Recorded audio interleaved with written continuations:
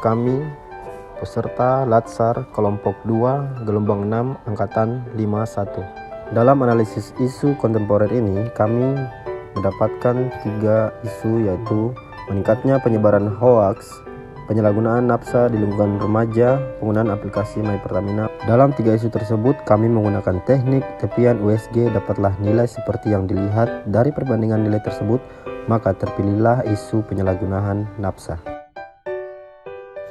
Penyalahgunaan nafsa atau narkoba adalah salah satu hal yang paling meresahkan di Indonesia. Pasalnya narkoba ini sangat berpotensi merusak generasi muda bangsa.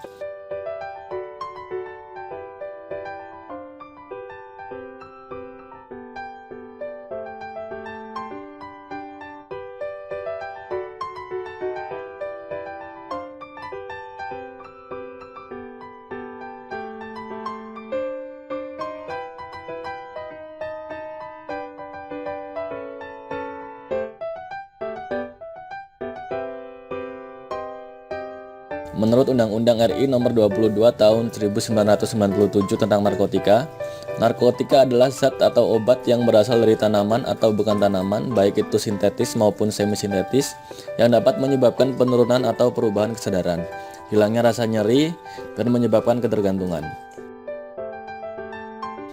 Nafsa adalah singkatan dari narkotika, alkohol, psikotropika, dan zat adiktif lainnya. Istilah lain kepanjangan dari nafsa adalah narkoba, yang berarti narkotika dan obat atau bahan berbahaya. Menurut Badan Narkotika Nasional (BNN) Kota Tangerang, kasus-kasus penyalahgunaan narkoba ternyata paling banyak dilakukan oleh pekerja, termasuk pekerja kantoran.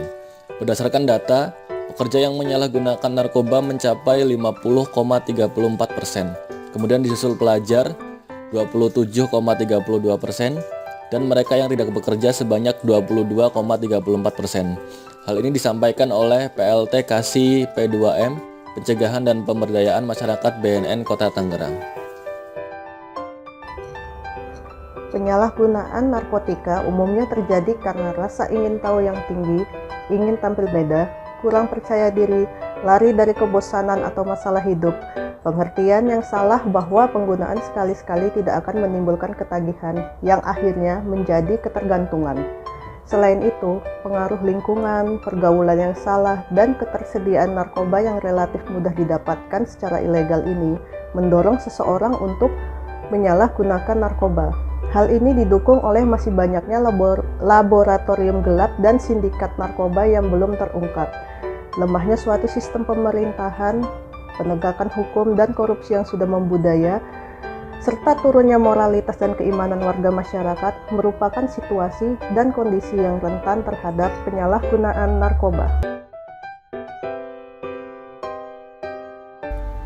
Pada masa pandemi COVID-19 yang telah melanda hampir seluruh dunia, yang tidak terkecuali di Indonesia, sangatlah berpengaruh pada beberapa aspek kehidupan, seperti ekonomi, sosial, dan lain-lain. Di tengah terjadinya krisis ekonomi, banyak orang-orang kehilangan pekerjaan atau mata pencahariannya. Mengingat pandemi COVID-19 ini belum dapat diketahui kapan akan berakhir, maka tak heran jika pemerintah mengeluarkan aturan protokol yang sangat ketat demi memutus rantai penularan virus corona. Artinya, akan ada banyak perusahaan-perusahaan dan pabrik yang harus berhenti beroperasi, yang mengakibatkan banyak dari masyarakat akan menjadi pengangguran. Jadi mereka tidak memiliki penghasilan karena tidak memiliki hal yang bisa dikerjakan.